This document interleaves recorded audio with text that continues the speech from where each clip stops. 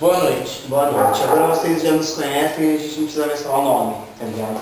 Muito bom. Hoje eu vou começar aqui pegando a dica da galera que liga aqui pro nosso telefone, 0 operadora 11 8666 9789. Alô? Não tem ninguém na linha? Alô? Alô? Então, qual é o seu tópico de hoje? Revista? Tá bom. Revista? Ah, revista pra mim é só por ver. Então agora vamos falar de piada sem graça. O que você acha de piada sem graça? Você gosta de piada sem graça?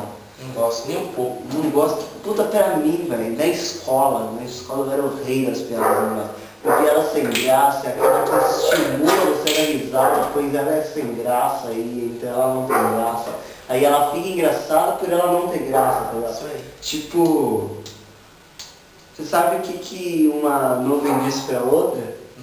Não. Nuvem não, tá ligado? Entendeu? Então, é uma coisa muito sem graça. Isso não é bom, talvez, ou seja, não sei, você sabe.